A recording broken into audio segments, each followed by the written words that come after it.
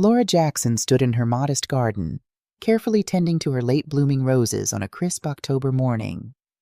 At 64, she found peace in these simple moments, the feel of soil between her fingers, the sweet fragrance of flowers, and the gentle rustling of leaves in the Chicago suburbs. 5 years after losing her husband, Thomas, Laura had built a life of quiet dignity. Her 2-bedroom home on Elm Street wasn't fancy, but it was hers, paid off after 30 years of careful saving and hard work. "Those roses are looking spectacular this year, Laura," Ellen Thompson called from across the fence. At 70, Ellen had been Laura's neighbor for over 15 years and had become something of a confidant since Thomas passed. "Thank you, Ellen. I think they like the new fertilizer I've been using," Laura replied, wiping her hands on her gardening apron. "How's Marcus doing with his knee replacement?" "Oh, he's grumbling as usual, but the physical therapist says he's ahead of schedule." Ellen leaned on the fence. "Any word from Oliver and Isabella lately?" Laura's smile dimmed slightly. "Not since last month. They're busy, I suppose. Isabella mentioned something about redecorating their kitchen. What Laura didn't say was how the mentions of her son and daughter-in-law had become increasingly infrequent. Oliver used to call at least twice a week. Now, she was lucky to hear from him once a month, and the conversations felt rushed, as if someone was monitoring his every word. As Ellen wandered back to her own yard, Laura found herself lost in thought, remembering the day 3 years ago when Oliver had come to her with excitement in his eyes. "Mom, we found it the perfect house on Maple Avenue. It has everything we want. 4 bedrooms, a beautiful yard, great school district for when we have kids." At 32, Oliver had been doing well as a software engineer, but the down payment for the colonial-style home was still beyond his reach. Without hesitation, Laura had offered to help. "I have some money set aside from Dad's life insurance," she had told him. "I want you to have it." The memory of Oliver's grateful embrace warmed her heart. Even now, she had withdrawn $40,000 from her retirement savings, a significant portion of her security to help her only child achieve his dream. James Donovan, her attorney, had insisted on making it official. "A promissory note, Laura," he had advised. "It protects everyone involved." Oliver had readily agreed. "Of course, Mom. I want to pay you back. This should be official." The agreement was simple: $40,000 to be repaid with 5% annual interest, payments to begin 1 year after purchase. The loan was secured by the property itself. Laura had never imagined that the document would become so important. Heading inside, she glanced at the calendar where she'd marked her part-time schedule at Robinson Accounting, where she worked as a bookkeeper 3 days a week. Not because she needed to, her Social Security and modest pension covered her basic needs, but because she enjoyed the routine and the company of her colleagues. The mantelpiece held a collection of photographs chronicling Oliver's life, his high school graduation, his college commencement, and his wedding to Isabella 3 years ago. Laura paused at the wedding photo, studying her daughter-in-law's perfect smile.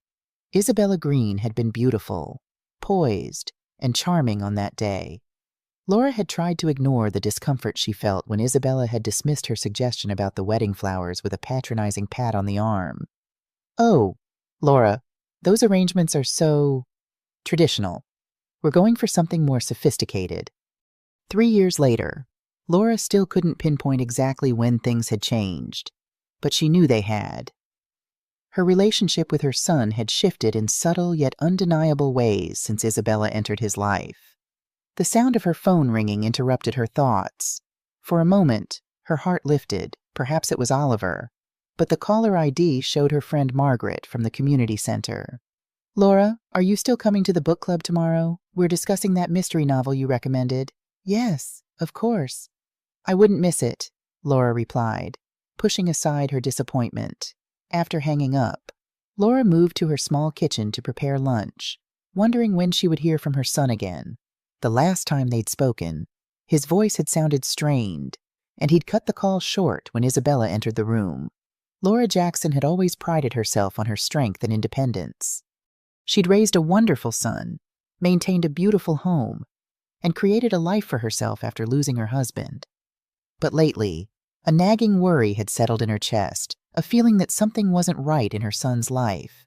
and that the carefully crafted distance between them was not merely a consequence of his busy schedule. Little did she know that her peaceful world was about to be shattered completely. The first warning sign had appeared at Oliver and Isabella's wedding reception. Laura had overheard a conversation between Isabella and her maid of honor, Alexis Moore. That had left her feeling uneasy. "Just wait until we redecorate that house," Isabella had whispered. "Oliver thinks we're keeping it simple, but I've already picked out Italian marble for the countertops." "Can you afford that?" Alexis had asked. Isabella's laugh had been light but calculated. "Oliver's company is doing well, and his mother helped with the down payment. Besides, what's the point of having a beautiful home if you don't showcase it properly?" Laura had pretended not to hear, focusing instead on adjusting the centerpiece at her table. But the conversation had stayed with her. It wasn't the desire for beautiful things that bothered her. It was the dismissive way Isabella spoke about Oliver's wishes and the casual mention of Laura's financial help. As the months passed after the wedding, Laura noticed other concerning patterns. Oliver began missing family gatherings he'd never missed before. The first Thanksgiving without him had been particularly painful. "I'm sorry, Mom," he'd said over the phone. "Isabella's planned a dinner with some potential clients. It could really help her interior design business take off." Laura had spent that Thanksgiving with Ellen and Marcus Thompson, grateful for their kindness, but missing her son terribly. It was the first major holiday she'd spent without Oliver since Thomas died. Then came the canceled weekend visits, the shortened phone calls, and the gradual disconnection from friends Oliver had known since childhood. Mike Anderson, Oliver's best friend since high school, had called Laura one day, concerned. "Have you noticed anything different about Oliver?" he'd asked. "We were supposed to go fishing last weekend, something we've done every spring for 15 years, but he canceled at the last minute. Said Isabella needed him to attend some networking event." Laura had acknowledged her own concerns, but defended her son. "He's just busy, Mike. Marriage changes things." But she knew it was more than that. Oliver had always balanced his relationships well, making time for family, friends, and work. This systematic isolation was new and troubling. One evening, after a particularly brief and stilted phone conversation with her son, Laura had found herself looking through old photo albums.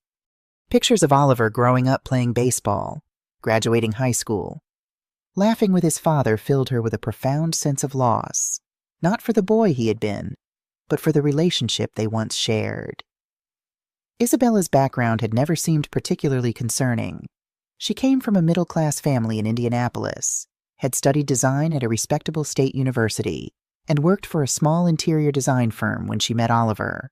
Her parents, according to Oliver, were quiet, unassuming people who had moved to Florida shortly after the wedding. "They're not big on staying in touch," Oliver had explained when Laura asked why they never visited. "They prefer their own space."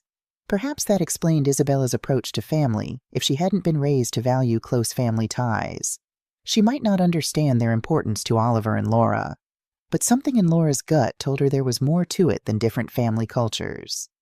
The way Isabella's eyes calculated the value of everything around her, the subtle put-downs disguised as jokes, the increasing control over Oliver's schedule and finances all pointed to something more deliberate. The missed payments on the promissory note should have been another red flag. The first payment had been due exactly 1 year after Oliver and Isabella purchased their home. When it didn't arrive, Laura had gently reminded Oliver during a phone call. "Oh, Mom, I'm so sorry," he'd said, sounding genuinely contrite. "Things have been tight with all the new furniture and Isabella's car needed repairs. Can I get it to you next month?" Next month had become next quarter. Then eventually, the subject stopped being mentioned altogether. Laura hadn't pressed the issue, not wanting to strain their already fragile relationship. It was just money, after all, and Oliver was her son. She trusted him to make good on his promise eventually. But as 1 year of missed payments became 2, then 3, Laura began to worry not just about the money, but about what it represented. Oliver had always been responsible and true to his word. His failure to honor this commitment seemed symptomatic of a larger problem. The most alarming incident occurred 6 months ago, when Laura had driven to Oliver and Isabella's home unannounced, hoping to surprise Oliver for his birthday with his favorite homemade cake. Isabella had answered the door, her smile freezing when she saw Laura. Laura, what a surprise. Oliver's not home. He's working late. Oh, I thought I'd leave this cake for him, Laura had said, holding up the carefully packaged chocolate cake she'd spent the morning baking. Isabella had taken the cake with barely concealed annoyance. That's thoughtful. But you know, Oliver's watching his carbs these days, and we really prefer if people call before visiting. Laura had apologized and left, feeling like an intruder rather than family. As she drove away, she'd glanced in her rearview mirror and seen Isabella tossing the cake into the trash bin at the curb. That night, Oliver had called to thank her for remembering his birthday, but made no mention of the cake. When Laura asked if he'd enjoyed it, there was a pause before he answered. It was delicious, Mom, just like I remember. The lie had hurt more than Isabella throwing away the cake. It confirmed what Laura had suspected. Oliver was caught in a web of deception, one strand of which involved keeping his mother at a distance. The final straw came when Oliver missed the anniversary of his father's death, something they had always commemorated together, visiting Thomas's grave and then having lunch at his favorite restaurant. Laura had waited at the cemetery for over an hour before accepting that Oliver wasn't coming. When she called him later, Isabella had answered. Oh, Laura, I'm so sorry. Oliver has a terrible migraine today. He can't possibly drive or talk. I'll have him call you tomorrow. But Oliver hadn't called the next day, or the day after. When he finally did reach out, his apology had sounded rehearsed. Mom, I'm really sorry about missing Dad's anniversary. Work has been crazy, and I've been dealing with these migraines. Laura had wanted to confront him, to ask why he was lying, to demand to know what was happening in his life that was causing this rift between them. But she'd held back, fearing that pushing too hard would only drive him further away. It's all right, sweetheart, she'd said instead. We'll do it next year. As she hung up the phone, Laura had stared at the photo of Thomas on her bedside table. Something's wrong. Tom? She'd whispered to her late husband's image. I don't know what to do. She couldn't have known then that the answers to her questions would come soon enough, in a way that would shake the foundations of her world and test the limits of her strength and love. The Tuesday morning in October began like any other. Laura was in her garden, pruning her roses and enjoying the crisp autumn air. The vibrant red and pink blooms were particularly beautiful this year, a small triumph that gave her immense satisfaction. The sound of a car engine disturbed the tranquility. Laura recognized the familiar hum of Oliver's SUV even before she saw it pull into her driveway. Something about the abrupt way the car doors slammed sent a ripple of unease through her, setting down her pruning shears. Laura wiped her hands on her gardening apron and made her way around to the front of the house. The sight that greeted her stopped her in her tracks. Oliver stood on her porch, his normally neat appearance disheveled. His tie hung loosely around his neck, and dark circles shadowed his eyes. Beside him stood Isabella, immaculately dressed as always, her blonde hair styled to perfection despite the early hour. But it was the luggage surrounding them that truly alarmed Laura. 2 large suitcases beside Isabella, and more bags still in the trunk of the SUV. Mom, Oliver called out, his voice strained. We need to talk. Laura unlocked her front door with hands that suddenly felt cold. What's going on? Is everything all right? They followed her inside, their footsteps echoing on her hardwood floors. Laura noticed Isabella's sharp eyes scanning the living room, taking inventory of the furniture and decorations as if calculating their worth.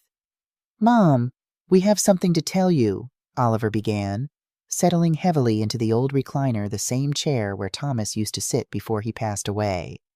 Laura poured herself a cup of coffee from the pot she'd made earlier that morning, her hand steady despite the growing unease in her chest. I'm listening. Oliver glanced at Isabella, who gave him an almost imperceptible nod. We sold the house. The words hung in the air like smoke. Laura set her coffee cup down carefully, the ceramic making a soft clink against the saucer.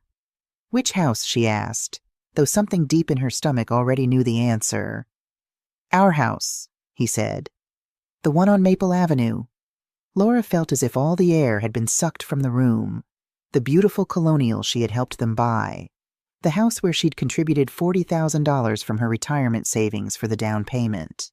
The house where she'd spent countless weekends helping them renovate painting walls until her back ached, planting the garden that Isabella had never appreciated. You sold it. Laura's voice came out smaller than she intended. Why didn't you tell me you were thinking about selling? Isabella spoke for the first time since entering Laura's home. We didn't need permission. Laura, it's our house. Her tone was cool, matter of fact, but there was something else there, something that made Laura's skin crawl. I understand it's your house, Laura said carefully. But we discussed your plans to stay there long term. You said it was perfect for raising the children you wanted to have. Oliver shifted uncomfortably. Plans change. Mom, how much did you get for it? Laura asked. $620,000, Isabella answered before Oliver could speak. There was something almost gleeful in her voice, like she was sharing exciting news. Laura's breath caught. $620,000. It was more than she'd made in the last 10 years of working before retirement. That's wonderful, she managed. So, where are you moving? Did you find a bigger place? Somewhere in a better school district? The silence that followed was deafening. Oliver stared at his hands. Isabella examined her perfectly manicured nails. Actually, Mom, Oliver finally said, we were hoping we could stay here with you. Just temporarily while we figure things out. Laura blinked, certain she'd misheard. Stay here. It would just be for a little while. He rushed to explain. Maybe a few months. We wouldn't be any trouble. But what happened to the money from the sale? Laura asked. Another silence followed, heavier and more dangerous than the first. Well, Isabella said, smoothing her skirt. I had some expenses. Things I needed to take care of. What kind of expenses? Personal things, she said, her tone suggesting the conversation was over. But Laura wasn't ready to let it go. Isabella, you just sold a house for over $600,000. What could possibly— I bought some jewelry, Isabella interrupted. And some clothes. I got my car detailed and upgraded the interior. I also took a spa trip to California with my sister. Oh, and I paid off my credit cards. Laura stared at her, waiting for her to continue, to explain where the rest of the money went. When she didn't, Laura felt something cold settle in her chest. How much jewelry? She asked quietly. Does it matter? Isabella snapped. It was my money to spend. Your money. The words slipped out before Laura could stop them. Oliver finally looked up. Mom, please, we just need a place to stay while we get back on our feet. Get back on your feet, Laura repeated. Oliver, you just had over $500,000. How are you not on your feet? It's complicated, he mumbled. Laura looked between her son and his wife, seeing them clearly for perhaps the first time. Oliver, her boy whom she'd raised to be responsible, to think before acting, was sitting in her living room homeless, despite having just had more money than most people see in a lifetime. And Isabella, who had never worked a day since marrying her son, was sitting there in what looked like a brand new outfit that probably cost more than Laura's monthly Social Security check.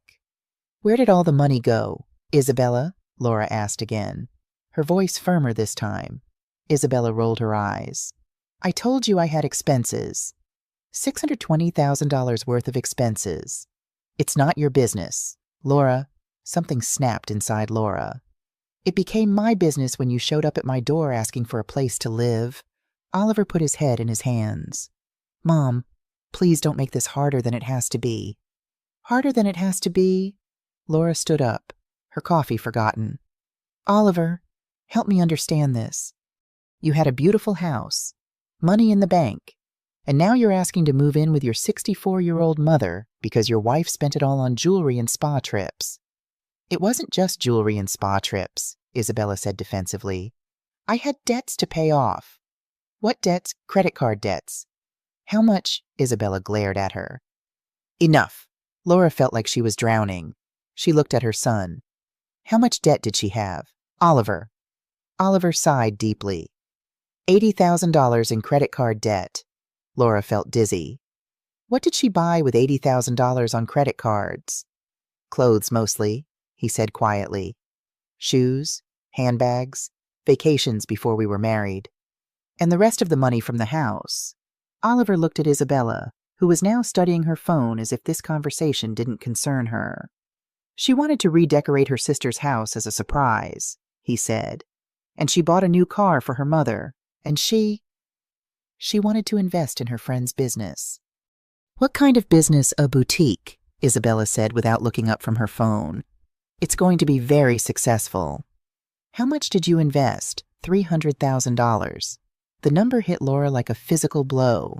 $300,000 invested in a friend's boutique by a woman who had never run a business, never held a job, never shown any interest in anything beyond shopping and spa treatments. So let me get this straight, Laura said, her voice barely above a whisper. You sold your house for $620,000. $80,000 went to pay off Isabella's credit card debts. $300,000 went to invest in her friend's boutique. What happened to the rest? I told you, Isabella said, finally looking up from her phone with irritation. I had expenses, the jewelry, the spa trips, the car detailing, some furniture for the boutique, gifts for my family. Things add up. Laura calculated quickly in her head. Even being generous with Isabella's expenses, there should have been at least $150,000 left, maybe more. Where's the rest of the money? She asked. There is no rest, Isabella said. It's gone. Gone. Over $600,000 gone in a matter of months on jewelry, spa trips, credit card debts, and a boutique investment that Laura was willing to bet would never see a profit. Laura sank back into her chair, feeling every one of her 64 years settling into her bones. This wasn't just about money. This was about the son she'd raised, the values she'd tried to instill in him, and the woman who had somehow convinced him to throw it all away. So now you want to live here, Laura said. Just temporarily, Oliver repeated. Laura looked around her small home. 2 bedrooms, 1 bathroom, a tiny kitchen. She'd worked for 30 years to pay off this house, to have a place that was hers, where she could live out her retirement in peace. And what's your plan? She asked. How do you intend to get back on your feet? Oliver and Isabella exchanged a look. Well, Isabella said, Oliver will keep working, obviously, and I'm sure the boutique will start turning a profit soon. And if it doesn't, she shrugged, then we'll figure something else out. Laura stared at this woman who had convinced her son to sell his house and spend over $500,000 in a few months, and who was now sitting in her living room with the casual confidence of someone who expected to be taken care of. No, Laura said quietly.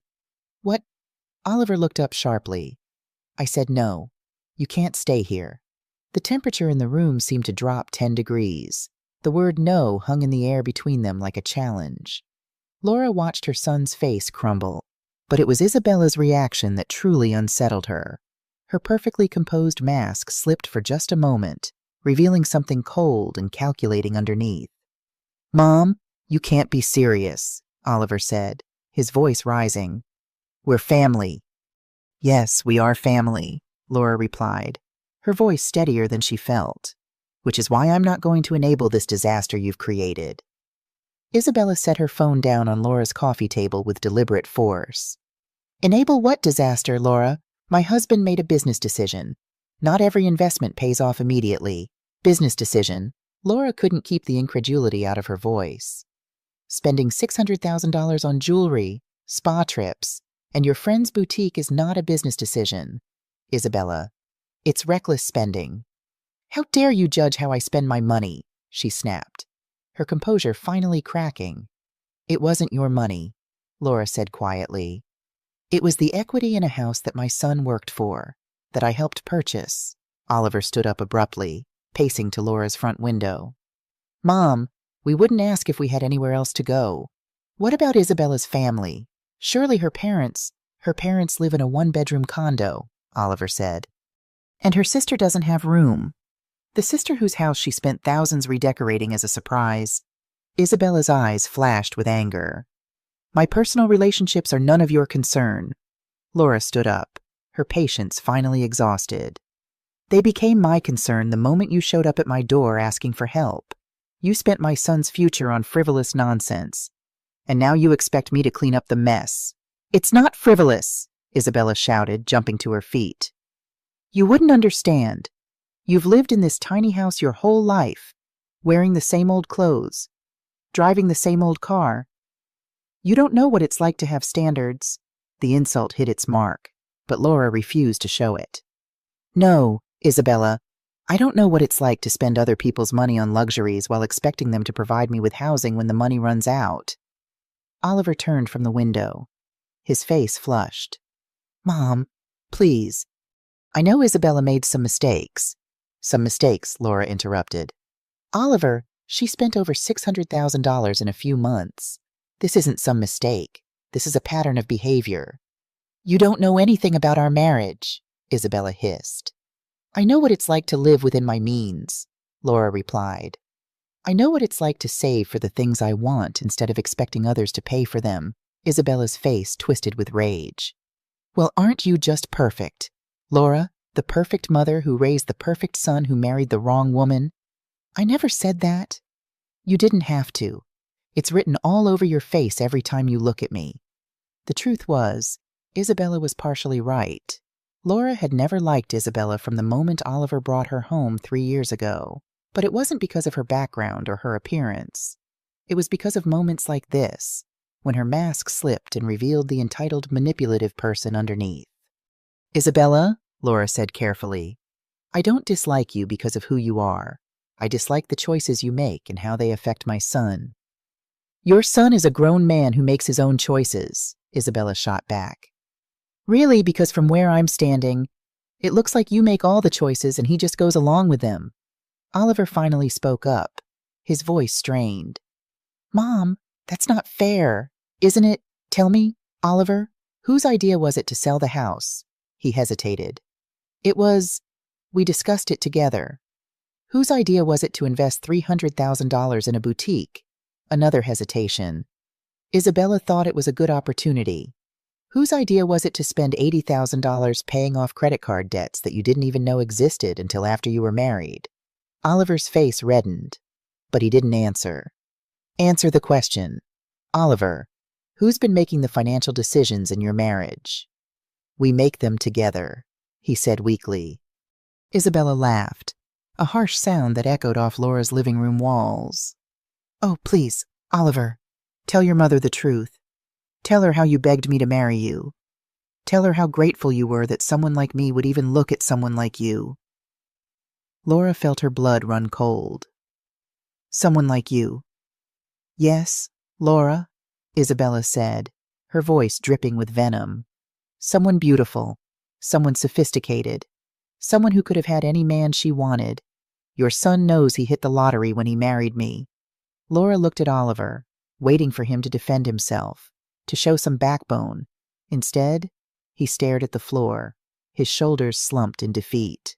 And now, Isabella continued, when we need help, his own mother turns her back on us. What kind of mother does that? The kind who won't watch her son be destroyed by a manipulative woman, Laura said, her voice rising despite her efforts to stay calm. That's when Isabella crossed the line. You bitter old woman, she screamed. You're just jealous because your son chose me over you. You can't stand that he loves me more than he loves his pathetic, lonely mother. Isabella, stop, Oliver said, but his voice lacked conviction. No, I won't stop. She needs to hear this. You're a miserable old lady living in a rundown house, jealous of everyone who has more than you do. Well, guess what? Laura, your son doesn't need you anymore. He has me. Laura felt something snap inside her. All the years of biting her tongue, of trying to be diplomatic, of watching this woman slowly poison her relationship with her son, it all came crashing down. Get out, she said quietly. What, I said. Get out of my house. Isabella laughed. You can't throw us out. We have nowhere to go. That's not my problem. Mom, Oliver pleaded, please reconsider. We really have nowhere else. You should have thought of that before you let your wife spend your entire future on jewelry and spa treatments. Isabella stepped closer to Laura, her face twisted with fury.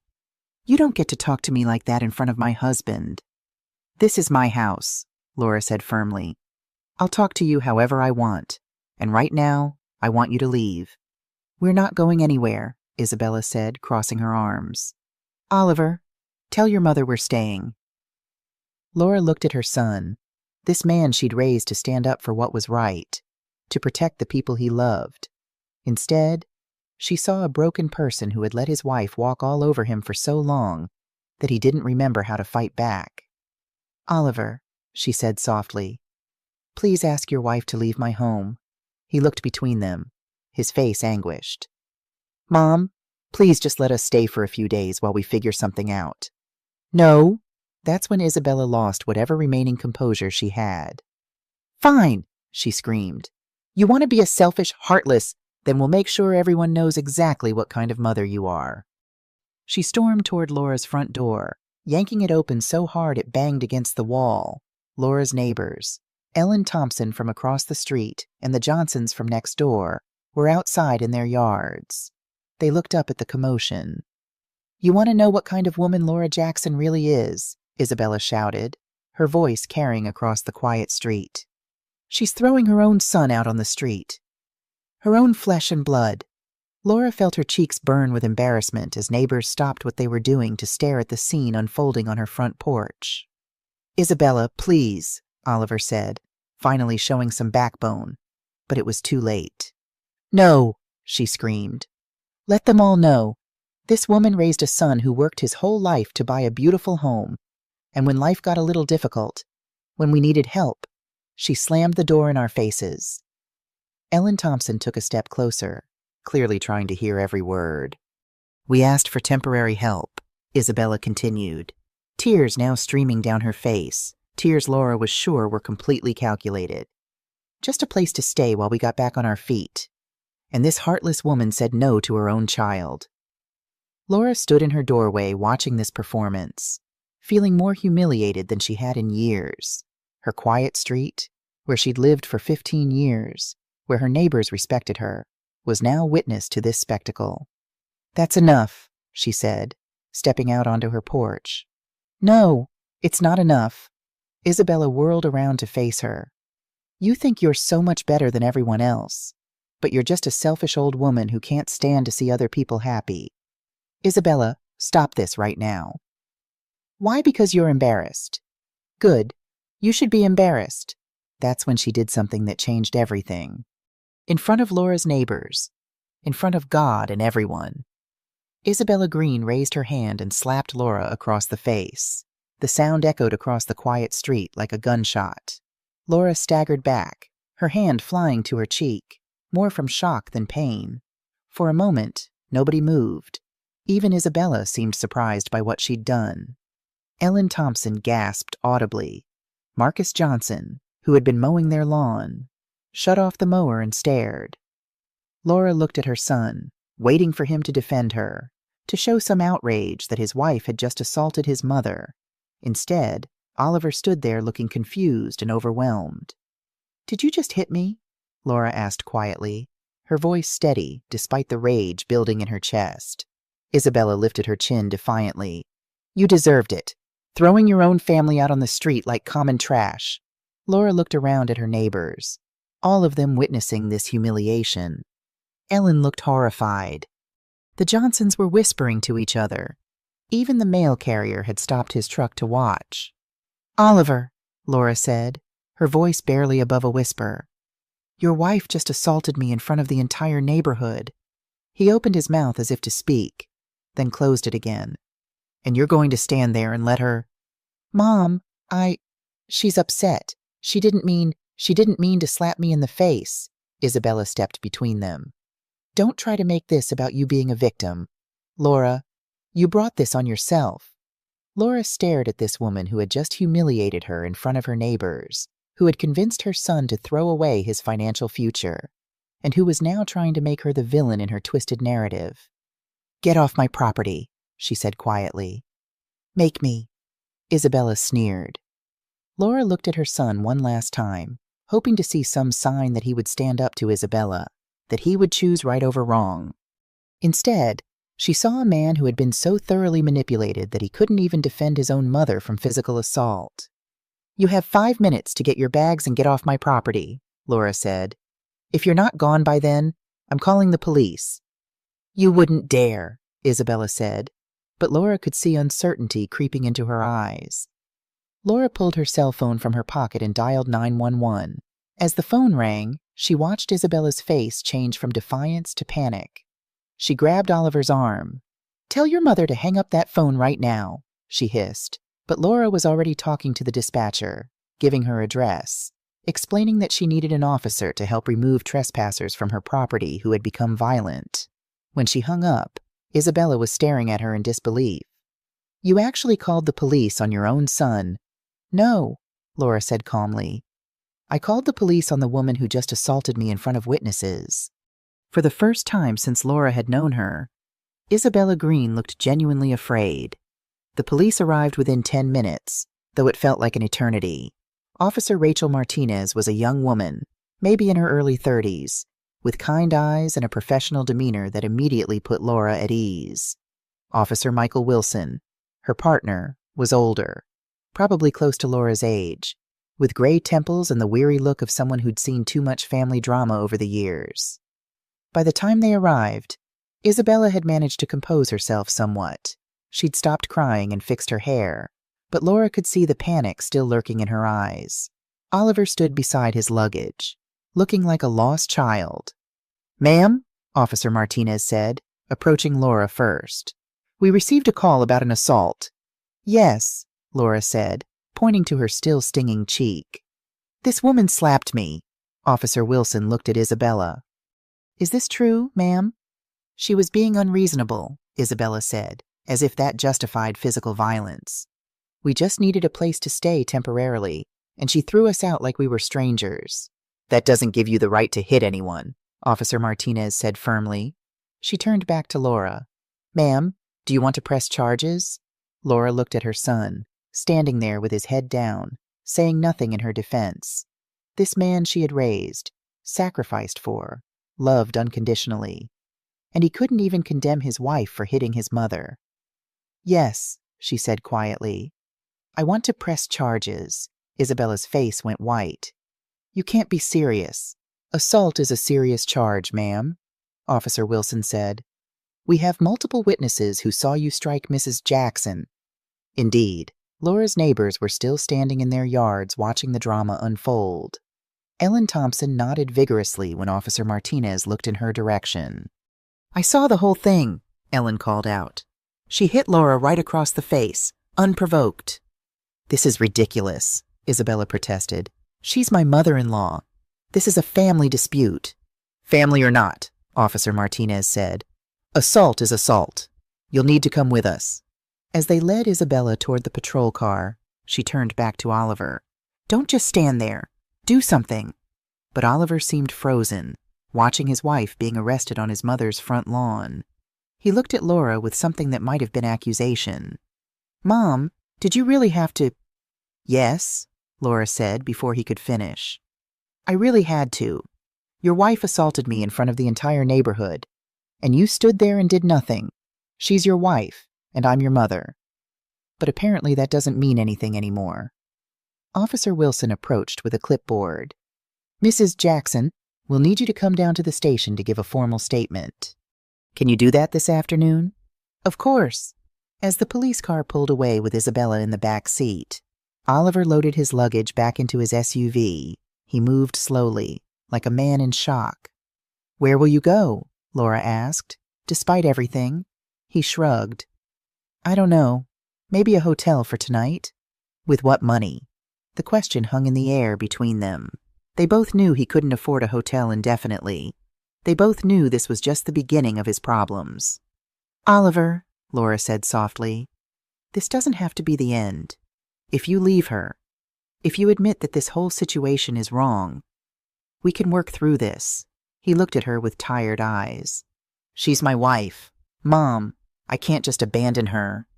"She abandoned you the moment she spent your future on jewelry and spa trips. It's not that simple." "Yes, it is. It's exactly that simple." He climbed into his SUV without another word and drove away, leaving Laura standing on her front porch, feeling more alone than she had since Thomas died. The rest of the day passed in a blur. Laura gave her statement at the police station, detailing not just the assault, but the entire confrontation.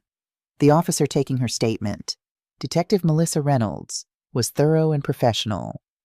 "Mrs. Jackson," she said when they were finished, "I have to ask, is this the first time your daughter-in-law has been physically aggressive with you?" Laura considered the question.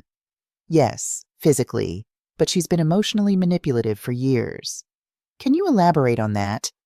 Laura told her about the gradual isolation from her son, how Isabella always seemed to schedule their visits during times she knew Laura couldn't make it, how she'd convinced Oliver to skip family gatherings and holidays. She explained how Isabella had slowly turned her son against her, making him believe that his mother was overly critical and interfering. Then there was the financial situation. "You mentioned that they sold their house and spent the money over $600,000, Detective Reynolds asked. "Yes," Laura said. "Gone in a matter of months." Detective Reynolds whistled low. "That's a lot of money to go through that quickly. She has expensive tastes and no concept of living within her means." "And your son went along with this?" Laura sighed. "My son has been completely manipulated by this woman. He can't see what she's doing to him, to his future, to our family." That evening, alone in her house, Laura sat at her kitchen table with a cup of tea and really thought about her situation for the first time. Pressing charges against Isabella was just the beginning. She would be back. They would both be back. And next time they might not be so direct about their demands. Laura thought about the house on Maple Avenue, the one she'd helped them buy, $40,000 from her retirement savings money she'd worked decades to accumulate, money that had essentially been flushed away along with the rest of their equity. But then she remembered something. When they'd bought the house, there had been paperwork, lots of paperwork. And because she'd contributed such a significant portion of the down payment, the real estate attorney had insisted on certain protections. Laura went to her file cabinet and pulled out the folder labeled Oliver House Purchase. Inside were copies of all the documents from the sale, including something she'd nearly forgotten about a promissory note. The attorney had insisted on it when she'd given them the $40,000. "Mrs. Jackson," he'd said at the time, "I strongly recommend that this be structured as a loan rather than a gift. It protects your interests and ensures that your son understands the gravity of accepting such a large sum." At the time, Laura had protested. She didn't want to make it a loan. She wanted to help her son. But Oliver himself had insisted, "Mom, I want to pay you back. This should be official." The promissory note was clear $40,000 to be repaid at 5% annual interest, with payments beginning 1 year after the purchase date. The loan was secured by the property itself, meaning Laura had a legal interest in the house. But they'd sold the house without paying her back, without even mentioning the outstanding loan. Laura picked up her phone and dialed the number for James Donovan, the attorney who'd handled the original purchase. His secretary told her he could see her the next morning. That night, Laura barely slept. She kept thinking about Oliver as a little boy, how he used to crawl into her bed during thunderstorms, how proud he'd been when he'd graduated from college, how he'd cried at his father's funeral and promised he'd always take care of her. Where had that boy gone? How had he become this man who stood silent while his wife assaulted his mother? The next morning, Laura dressed carefully in her best suit and drove to James Donovan's office. He was a distinguished man in his 60s with silver hair and the kind of presence that commanded respect. "Mrs. Jackson," he said, shaking her hand warmly, "I was sorry to hear about your troubles. Please sit down and tell me what's happened." Laura explained the entire situation: the house sale, the squandered money, the assault, the arrest. James listened without interruption, occasionally making notes on a legal pad. When she finished, he leaned back in his chair and studied her carefully.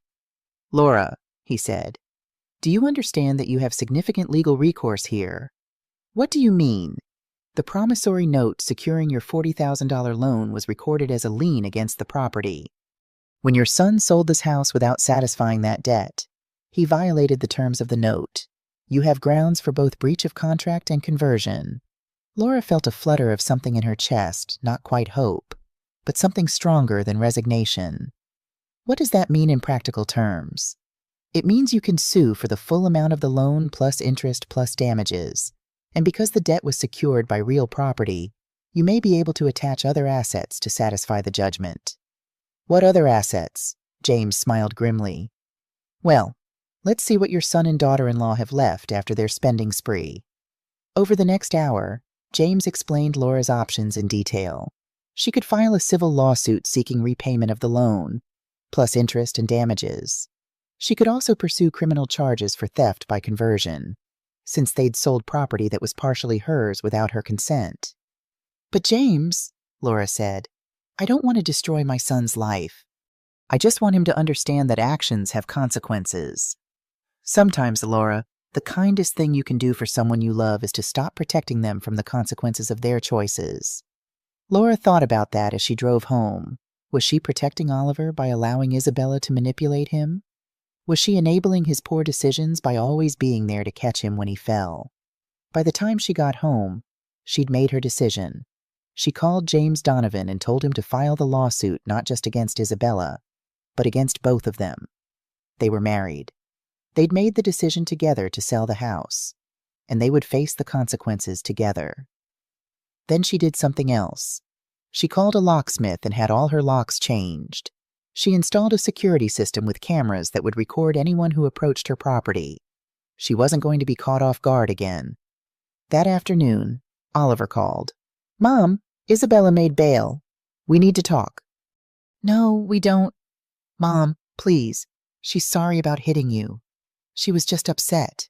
"Oliver, your wife stole $40,000 from me and then assaulted me when I refused to house you both after you squandered over $500,000. There's nothing to talk about." "What do you mean, stole $40,000? Laura explained about the promissory note, about the lien on the house, about the lawsuit she'd filed that morning. The silence on the other end of the phone stretched so long, Laura thought he might have hung up. "Mom," he finally said, his voice shaking, "you can't sue us. We're family." "You're right, Oliver. We are family. Which is why what you did hurt so much worse than if a stranger had stolen from me. We didn't steal from you. You sold a house that had a $40,000 lien on it without paying me back. What would you call that?" Another long silence. "How much are you suing for? $40,000 plus 3 years of interest plus legal fees plus damages for conversion and breach of contract. My attorney estimates the total at around $67,000. We don't have $67,000. You should have thought of that before you let your wife spend your entire future on jewelry and spa treatments. Mom, please, can't we work something out? Maybe we can pay you back slowly over time." "You mean like the original promissory note said, the one you ignored for 3 years before selling the house?" Laura could hear him breathing heavily on the other end of the phone. "Where are you staying?" she asked. "A motel, the cheapest one we could find. How long can you afford to stay there? Maybe a week? 2 weeks if we're careful." "And then what?" "I don't know. Mom, I really don't know."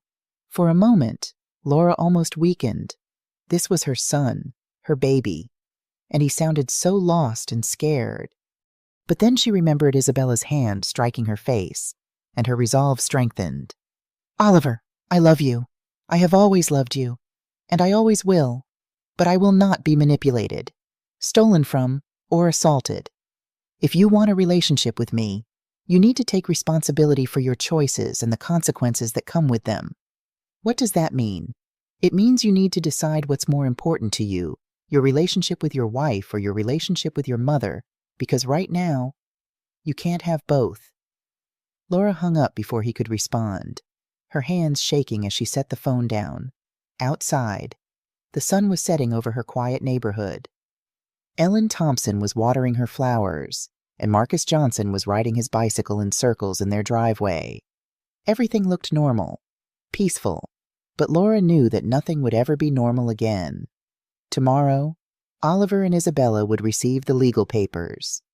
They would realize that their actions had real consequences, and Laura would find out once and for all whether the son she'd raised still existed somewhere inside the man Isabella had created. 3 days after Laura filed the lawsuit, James Donovan called with news that made her blood run cold. "Laura, I need you to sit down," he said, his normally steady voice laced with concern. Laura lowered herself into her kitchen chair, gripping the phone tighter. "What is it, James?" "My investigator has been looking into your daughter-in-law's background, and we've uncovered some things you need to know." When James had suggested hiring a private investigator named Patricia Chen to look into Isabella's background, Laura had initially hesitated. It felt invasive, almost underhanded, but after what had happened on her front porch, she had agreed. Now, she braced herself for what he'd discovered. What kind of things? Isabella has a pattern of this behavior. Before she married your son, she was engaged to 2 other men. Both relationships ended when the men discovered she'd been using their credit cards without permission. In one case, she ran up over $50,000 in debt before the man found out. Laura's heart sank. Does Oliver know this? I don't think so. She's very good at covering her tracks. Laura closed her eyes, imagining how Oliver would react to this information. Would he even believe it? But there's more. James continued. The boutique she invested in it doesn't exist. What do you mean it doesn't exist? My investigator couldn't find any business license, any storefront, any evidence that this boutique is anything more than a way for her friend Alexis Moore to get $300,000 for free. Laura felt sick. So the money is just gone. It appears so. She leaned back in her chair, the full magnitude of the deception washing over her. Oliver hadn't just married a spendthrift. He'd married a con artist. And Laura? James hesitated. There's something else. Something worse. Laura braced herself. Tell me. She's been having an affair for at least 6 months. Possibly longer. The kitchen seemed to tilt around Laura. An affair. The man is married, wealthy, and she's been using your son's money to fund their relationship. The expensive jewelry, the spa trips, the car detailing it was all part of maintaining her relationship with this other man. Laura gripped the edge of the table to steady herself. Her son, her decent, hard-working son, had been completely destroyed by a woman who was using him as an ATM while cheating on him with someone else. Does Oliver know about the affair? I don't believe so. But Laura, the man she's been seeing, Robert Hawkins, he's ending the relationship. My investigator spoke to his wife, who found out about the affair and gave him an ultimatum. That's why Isabella is suddenly desperate for money and a place to stay. Laura realized. Her sugar daddy cut her off. Exactly. Laura closed her eyes, processing this information. Everything made sense now, the sudden urgency to sell the house, the reckless spending spree, the desperation when Laura refused to let them stay with her. Isabella wasn't just irresponsible with money. She was a predator who had systematically destroyed Oliver's life to fund her affair. What do we do with this information? Laura asked. We use it, James said firmly. In the lawsuit, we can argue that the money was obtained through fraud and deception. We can also use it to ensure your son understands exactly who he married. That afternoon, the process server delivered the legal papers to the motel where Oliver and Isabella were staying. Laura knew because Oliver called her 30 minutes later, his voice shaking with rage. Mom, what the hell is this? It's a lawsuit. Oliver, I told you I was going to file it. $67,000. You're suing us for $67,000. That's what you owe me plus interest, plus legal fees, plus damages. We don't have $67,000. I know, Laura said. That's what happens when you steal from family to fund a lifestyle you can't afford. We didn't steal from you. Oliver, you sold a house that had a $40,000 lien on it without paying me back. In legal terms, that's conversion of secured property. Laura could hear Isabella in the background, screaming something she couldn't quite make out. She wants to know if you've lost your mind, Oliver relayed. Tell your wife that I'm completely sane. I'm also completely done being stolen from and assaulted. Mom, please, can't we work something out? Maybe we can… No, Oliver. The time for working things out was 3 years ago when you first missed a payment on the promissory note, or it was 6 months ago when you decided to sell the house. Or it was last week when you showed up at my door asking for help after squandering over $500,000. The time for working things out has passed. What do you want us to do? We're living in a motel. I want you to get jobs and start taking responsibility for the mess you've made. Isabella can't work. She's never had a job. Then it's time for her to learn. Mom, you don't understand. She's not capable of working some minimum wage job. She's what? Oliver, Too good to work, too special to contribute to her own survival. The silence stretched between them. Finally, Oliver spoke, his voice quieter now. She says she'll countersue, for emotional distress or something. Laura almost laughed. Let her try. I have witnesses to her assaulting me, and I have documentation of every dollar she stole. What does she have more screaming in the background? Then Oliver came back on the line. She wants to know why you're doing this to us. Because you both need to learn that actions have consequences. Laura paused, considering whether to reveal what the investigator had uncovered. And Oliver, there's something else you need to know about your wife. What? Laura hesitated. This was the moment of truth, the moment when she would either save her son or lose him forever. She's been having an affair. The silence that followed was deafening. Laura could hear her own heartbeat in her ears. What did you say? Oliver's voice was barely audible.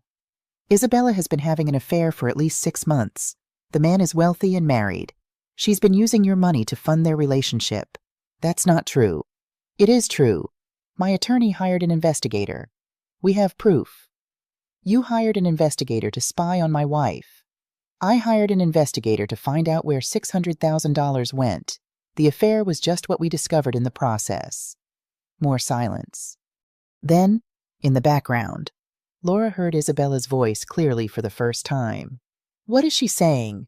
What lies is she telling you about me? She says you're having an affair, Oliver said, his voice hollow. The explosion that followed was audible even through the phone denials, accusations, threats. Isabella called Laura every name in the book, and a few she'd never heard before. Oliver, Laura said quietly, ask her about Robert Hawkins. The screaming stopped abruptly. Who is Robert Hawkins? Oliver asked. Ask your wife. Laura heard muffled conversation. Then Oliver came back on the line. She says she doesn't know anyone by that name. He's 52 years old, owns a construction company, drives a black Mercedes. He's been paying for her jewelry and spa trips for months. His wife found out about the affair last week and made him end it. The phone went quiet again. This time the silence stretched for almost a full minute. Oliver, are you there? How do you know all this? His voice was barely audible. Because I hired professionals to find out where your money went. And what we discovered is that your wife has been systematically destroying your life to fund an affair with a married man who just dumped her. She's saying it's not true. Of course she is. What did you expect her to say?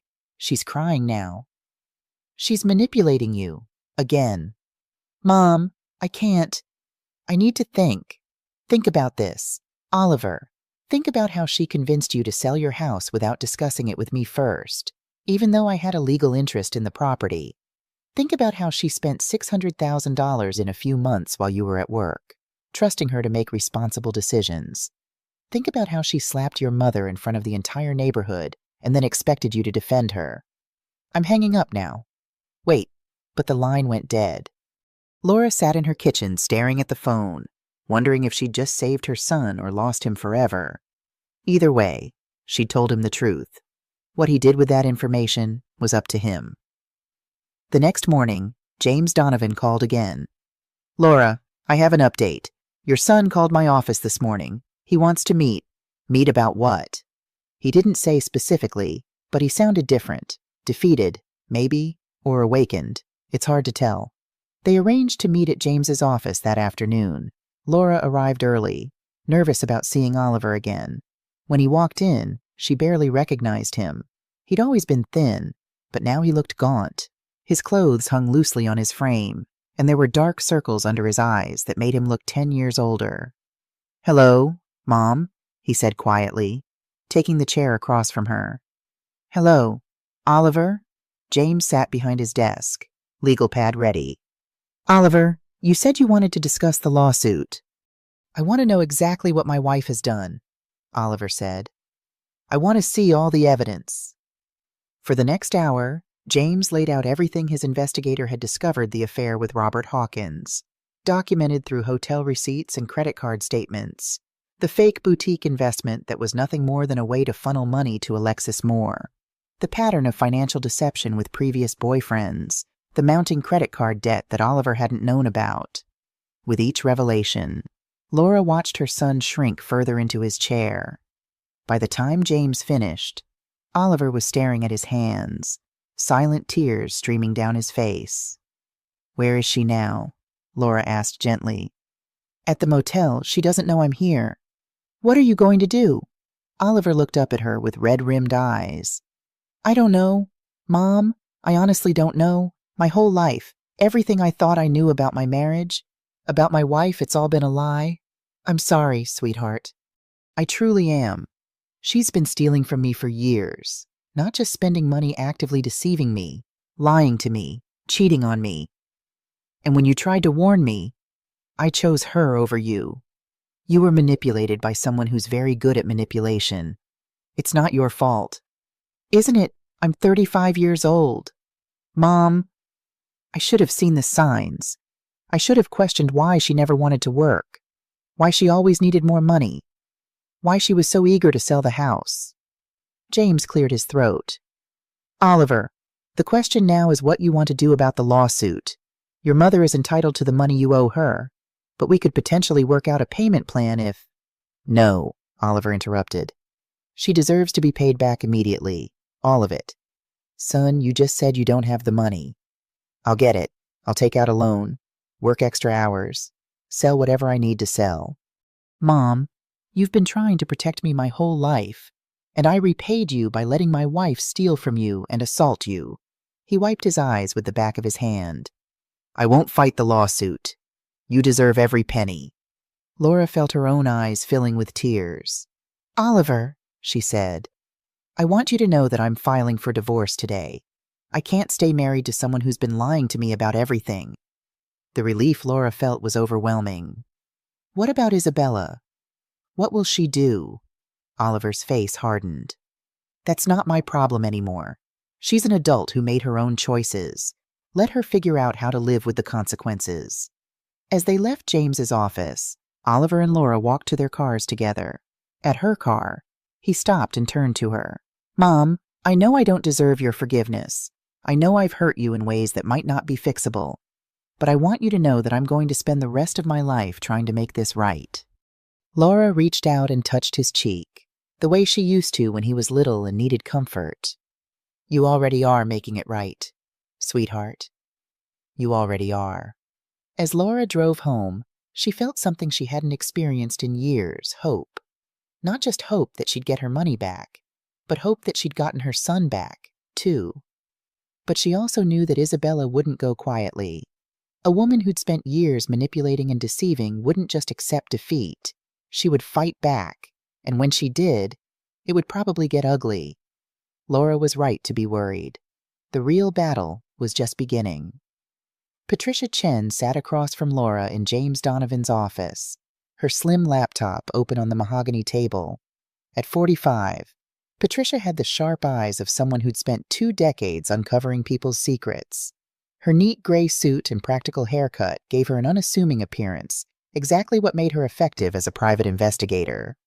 "I've compiled a comprehensive background report on Isabella Green," Patricia said, her voice calm and methodical. "What we've found goes beyond the affair and financial deception.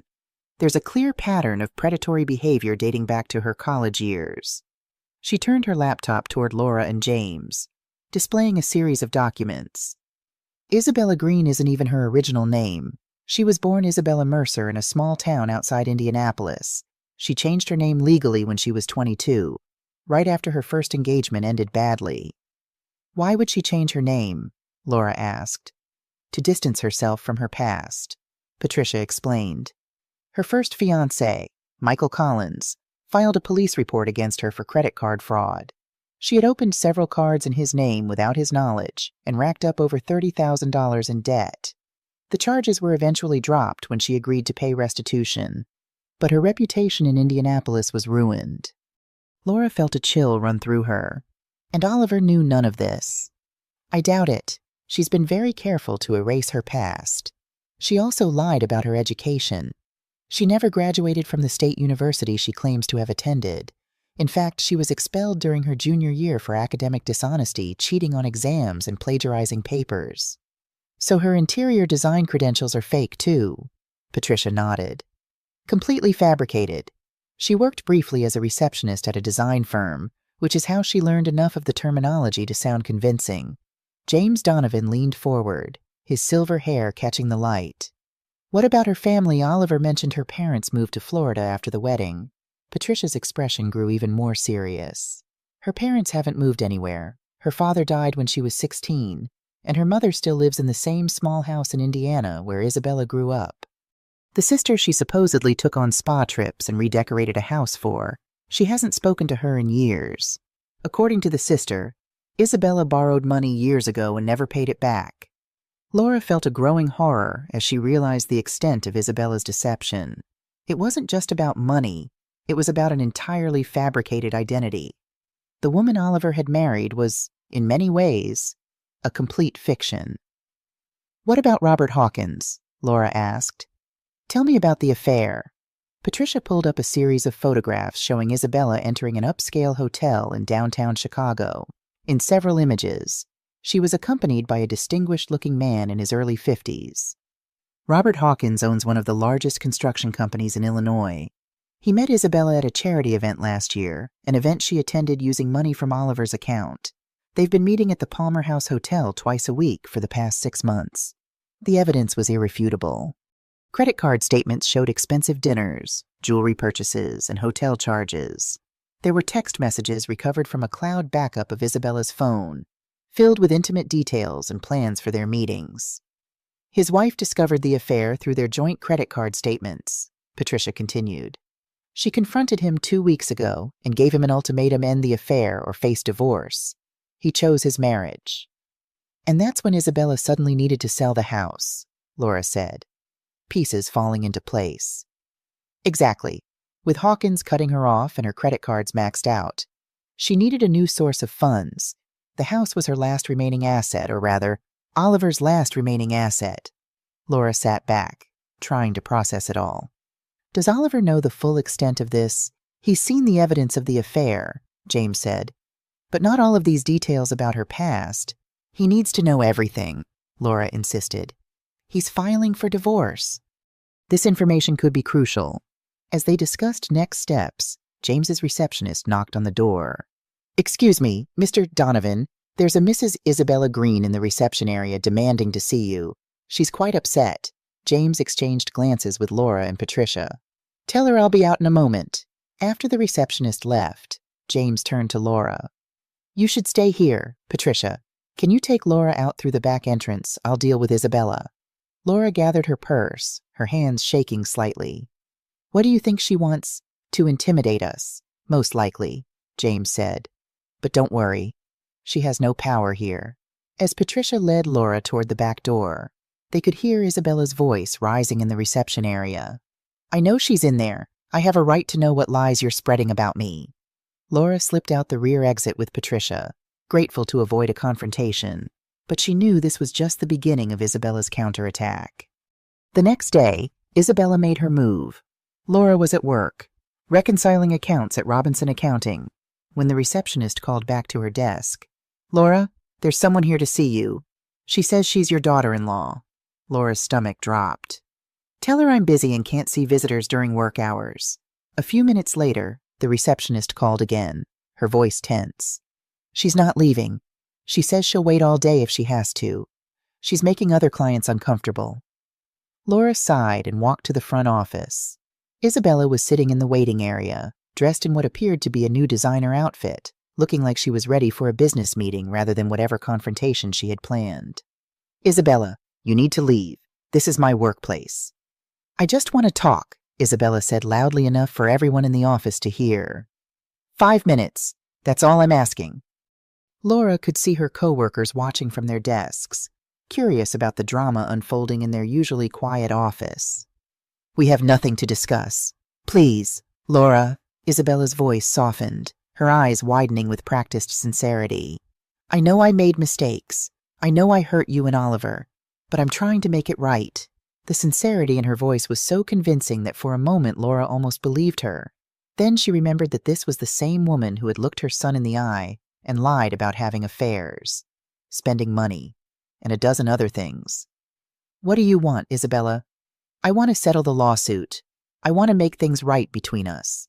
Fine, pay me the $67,000 you owe me, and I'll drop the suit. You know I don't have that kind of money. Then we have nothing to discuss. Isabella stood up, moving closer to Laura. Laura, please, I made mistakes, but I don't deserve to have my life destroyed over them. You destroyed your own life when you decided to steal from family and cheat on your husband. The mask slipped for just a second, and Laura saw the real Isabella underneath, cold, calculating, dangerous. Fine, Isabella said quietly. If that's how you want to play it, then that's how we'll play it. But don't think this is over. I know things about your precious son that would surprise you. What kind of things? Isabella smiled, a cruel expression that made Laura's skin crawl. Let's just say Oliver hasn't been completely honest with you about everything. Before Laura could ask what she meant, Isabella turned and walked out of the office, leaving Laura standing there with a growing sense of dread. That evening, Laura called Oliver and told him about Isabella's visit.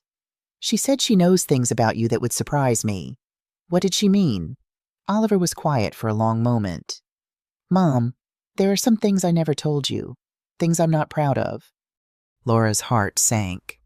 What kind of things? When Isabella and I were first married, I did some things, some financial things that weren't completely legal. What do you mean? I falsified some documents to get a better loan rate on our first car. I also didn't report some cash income on our taxes one year. And when we bought the house, I may have inflated my income on the mortgage application.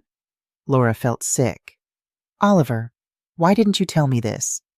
Because I was ashamed, and because Isabella said it was normal, that everyone did things like that. He paused. And she has proof of this. She kept copies of everything. She said it was for our records. But now I think she was keeping it as insurance in case I ever tried to leave her. Laura closed her eyes, understanding the full scope of what they were dealing with. Isabella wasn't just a manipulative spendthrift. She was a criminal who had been systematically compromising her son for years, creating evidence she could use to destroy him if he ever tried to escape. Oliver, you need to tell James Donovan about this immediately. Mom, if this comes out, I could go to jail. I could lose my job, my professional license, everything. And if you don't tell him and Isabella uses it against us in court, you'll lose everything anyway. At least this way we can try to control how it comes out. The next morning, Laura sat in James Donovan's office with her son as he confessed to his financial crimes. James listened without judgment, taking notes and asking clarifying questions.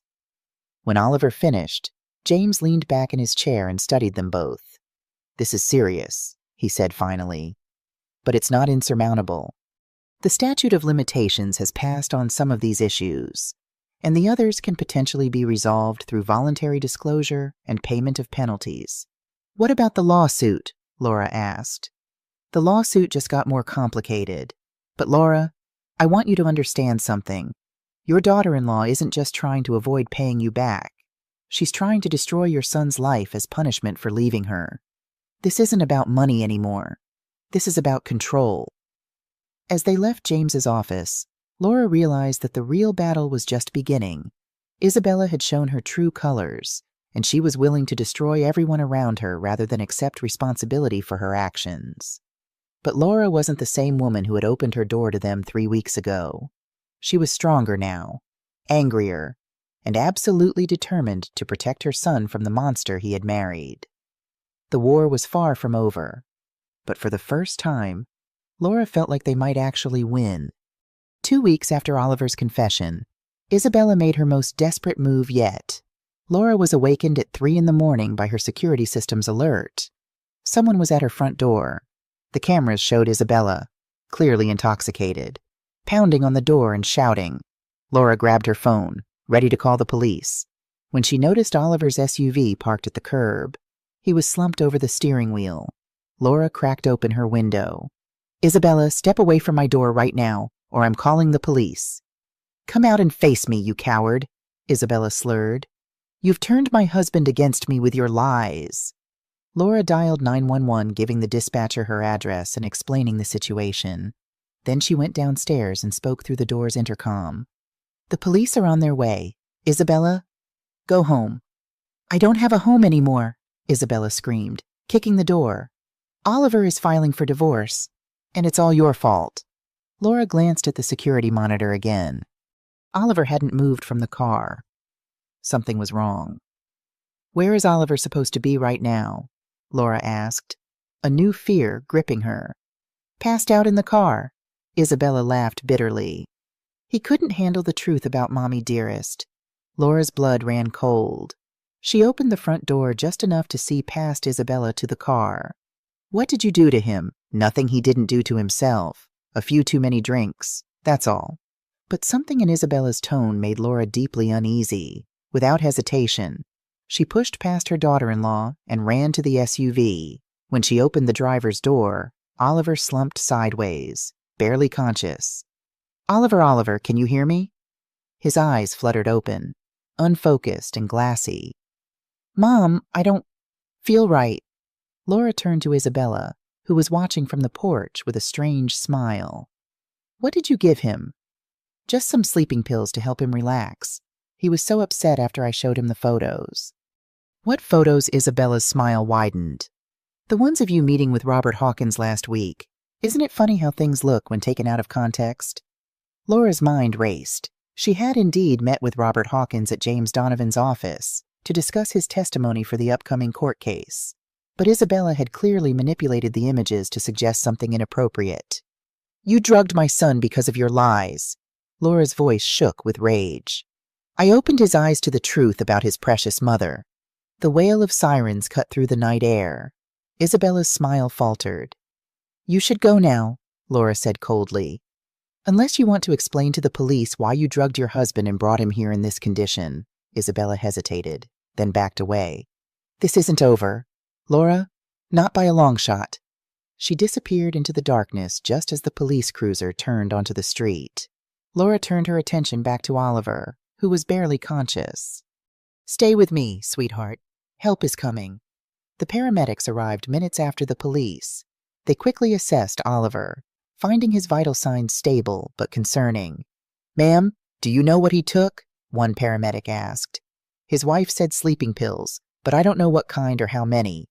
They loaded Oliver into the ambulance, Laura climbing in beside him.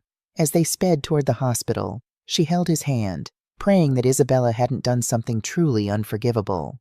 At the emergency room, doctors pumped Oliver's stomach and administered activated charcoal. Hours later, he was awake and stable, though groggy and confused. "What happened?" he asked, his voice hoarse. Laura sat beside his hospital bed, still holding his hand. "Isabella drugged you, sweetheart. She gave you sleeping pills with alcohol." Oliver closed his eyes, pain etched across his face. "She showed me pictures of you and Robert. Said you were sleeping with him, too." "That's not true, Oliver. I met with Robert at James's office to discuss his testimony for the lawsuit." Isabella manipulated the photos to make it look like something it wasn't. He nodded slowly. "I knew it couldn't be true, but she was so convincing, and I was so angry and confused. I started drinking, and then she offered me something to help me sleep." "She could have killed you," Laura said, her voice breaking. "If she'd given you just a little more. Or if I hadn't found you when I did." Oliver squeezed her hand weakly. "I'm done, Mom. I'm done with her for good." Later that morning, James Donovan arrived at the hospital, his face grim. "The police want to know if you'll be pressing charges against Isabella for drugging Oliver," he said. Oliver nodded without hesitation. "Yes, it's time she faced consequences for her actions." "There's something else," James continued. "Isabella has been contacting your colleagues at work." "Oliver, she's telling them about the financial irregularities, trying to get you fired before you can damage control the situation." Oliver closed his eyes, despair washing over his face. "So it's over. My career, my reputation, everything." "Not necessarily," James said. "I've spoken with a friend at the district attorney's office. If you voluntarily disclose the financial issues and make restitution, they may be willing to offer a deal, especially given the circumstances with Isabella." "What kind of deal?" Probation, fines, possibly community service but no jail time, and potentially a path to keep your professional license. Oliver looked at his mother, uncertainty in his eyes. "Do it," Laura said firmly. "Come clean about everything. It's the only way to take back control of your life." Over the next week, as Oliver recovered from his ordeal, they put their plan into action. Oliver worked with James to prepare a voluntary disclosure of all financial irregularities. He met with his employer, explaining the situation and offering his resignation, which, to his surprise, was not accepted. His boss had seen Isabella's erratic behavior firsthand when she'd shown up at the office making wild accusations. "Get your life sorted out," his boss had told him. "We'll reassess when this is all over." Meanwhile, Laura faced her own battle. Isabella had begun a systematic campaign to destroy her reputation in the community. She contacted Laura's neighbors, spreading lies about elder abuse and financial exploitation. She showed up at the community center where Laura volunteered, causing such a scene that Laura was asked to take a leave of absence. The most painful blow came when Isabella approached Ellen Thompson with fabricated stories about Laura's past. "She told me you'd been stealing from Oliver for years," Ellen confided when she came to check on Laura. "Said you had a gambling problem that Thomas had kept hidden. I knew it couldn't be true, but she was so convincing, with fake bank statements and everything." Laura was devastated but not surprised. Isabella was fighting with the desperation of someone who had nothing left to lose. The breaking point came when Isabella violated the restraining order that James had helped them obtain after the drugging incident. She showed up at Laura's house again, this time in broad daylight, screaming accusations for all the neighbors to hear. When the police arrived, Isabella refused to leave, resulting in her second arrest for trespassing and violation of a court order. This time, the judge was not sympathetic. Isabella was held without bail, pending a psychiatric evaluation. The evaluation revealed what Laura had suspected all along. Isabella showed clear signs of antisocial personality disorder, with manipulative and exploitative behaviors dating back to her adolescence. As their court date approached, Laura and Oliver prepared themselves for what would undoubtedly be Isabella's final desperate attempt to avoid responsibility. James had warned them that she would likely try to paint herself as the victim, claiming emotional abuse and manipulation. What they didn't expect was for Isabella to approach them with an offer the day before the trial. "She wants to settle," James said during an emergency meeting in his office. "She's offering to sign over her rights to any marital property and agree to a divorce without contest, in exchange for dropping all criminal charges." Oliver looked at Laura, conflict evident in his eyes. "Part of me wants to take the deal just to be done with her." "What does your heart tell you?" Laura asked gently. Oliver was quiet for a long moment. "That if we let her walk away without consequences, she'll just do this to someone else. She needs to face what she's done not just to me, but to you, and probably to others before us." Laura nodded, pride swelling in her chest. This was the son she had raised, a man of principle who understood that true justice wasn't about revenge, but about preventing future harm. "Then we go to court," Laura said simply. Together, that night, as Laura prepared for the trial, she received an unexpected visitor. A young woman stood on her doorstep, nervously shifting from foot to foot. "Mrs. Jackson, my name is Jessica Green. I'm Isabella's sister." Laura's security system had captured the woman's image, and Laura studied her through the monitor before opening the door. There was a resemblance to Isabella, but this woman's eyes held none of the coldness or calculation that characterized her sister. "What can I do for you, Jessica?" Laura asked cautiously. "I need to talk to you about Isabella. There are things you should know before the trial tomorrow." She held up a small flash drive, things that might help your case. Laura invited her in, offering tea while Jessica explained her presence. "Isabella and I haven't spoken in years," Jessica said, her hands wrapped around the warm mug. "She borrowed money from me when I was going through chemotherapy and never paid it back. When I asked for it, she told everyone in our family that I was a drug addict trying to scam her." Jessica's story was heartbreaking, a pattern of exploitation and betrayal that stretched back to their childhood. Isabella had manipulated their mother out of her savings, conned former friends, and left a trail of financial and emotional devastation wherever she went. I saw the news about her arrest, Jessica continued, and I knew I had to come forward. She's hurt too many people. She pushed the flash drive across the table. These are emails and financial records showing what she did to our mother and me. There are also messages from her to Robert Hawkins, planning how to get more money out of Oliver. Laura stared at the small device that contained yet more evidence of Isabella's deception. Why are you doing this? She's your sister. Jessica's eyes filled with tears. Because someone needs to stop her. And because what she did to you and your son. It's unforgivable. As Jessica left, Laura called James to tell him about the new evidence. Tomorrow would be the final confrontation, the day when Isabella would finally face the consequences of her actions. And Laura would be there, standing beside her son, ready to reclaim the lives that Isabella had nearly destroyed. The courtroom was smaller than Laura had expected, with worn wooden benches and fluorescent lighting that made everyone look pale and tired. She sat behind James Donovan's table, her hands folded in her lap, watching as Isabella entered with her attorney. Sarah Reynolds, a sharp-dressed woman in her 40s who looked like she charged by the minute. Isabella had clearly spent money she didn't have on her appearance for court. Her hair was freshly styled, her makeup perfect, and she wore a conservative blue dress that probably cost more than Laura made in a week. She was playing the role of the wronged daughter-in-law, the victim of a vindictive mother-in-law's harassment. Oliver sat beside Laura, looking nervous but determined. Over the past week, he'd worked with James to voluntarily disclose his financial irregularities to the appropriate authorities. It would mean paying penalties and potentially facing professional censure, but it also meant Isabella couldn't use the information to destroy him. "All rise," the bailiff announced as Judge Gloria Harris entered. She was a woman in her 60s with silver hair and the kind of stern expression that suggested she'd heard every sob story in the book. Laura took a deep breath, reminding herself that this woman had seen it all: manipulators, liars, fraudsters. Surely she would see through Isabella's act. Isabella's attorney, Ms. Reynolds, went first.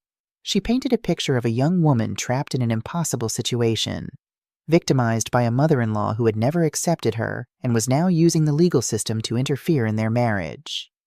"Your Honor," Ms. Reynolds said in a voice dripping with sympathy, "my client made some poor financial decisions, as many young people do, but Mrs. Jackson's response has been disproportionate and vindictive. She hired private investigators to spy on my client, encouraged her son to file for divorce, and is now trying to extract money from a woman who has no means to pay." She made Isabella sound like an innocent victim who had maybe spent a little too much money on clothes, rather than a woman who had systematically stolen over $600,000 while conducting an affair. When it was James's turn, he methodically laid out the facts: the $40,000 loan documented in a legally binding promissory note, the 3 years of missed payments despite repeated attempts to collect, the sale of the house without satisfying the lien, the assault that had been witnessed by multiple neighbors. "Your Honor," James said, "this is not a case of a vindictive mother-in-law harassing her daughter-in-law. This is a case of a woman who has been systematically defrauded by someone who viewed her as an easy mark." Then he did something Laura wasn't expecting. He called Robert Hawkins as a witness. Laura turned to see a middle-aged man in an expensive suit entering the courtroom, his face grim. He looked like he'd rather be anywhere else in the world. Under oath, Robert confirmed the affair. He testified that Isabella had told him she was getting divorced, that she had money from her family, and that she needed help maintaining her lifestyle during the separation. He had paid for jewelry, vacations, and expensive dinners, believing she was a wealthy woman going through a difficult divorce. "She told me her husband was abusive and that his mother was trying to steal her inheritance," Robert testified, not looking at Isabella. "She said she needed money to fight them in court." Isabella's face had gone completely white. Her attorney was frantically scribbling notes, clearly not having expected this testimony. "Did you know that Mrs. Isabella Green was using money from the sale of her marital home to fund your relationship?" James asked. "No, I did not. If I had known, I never would have participated." "And when did this relationship end?" "Last month. My wife discovered the affair and threatened to leave me if I didn't end it immediately." When James finished with Robert, Ms. Reynolds tried to minimize the damage.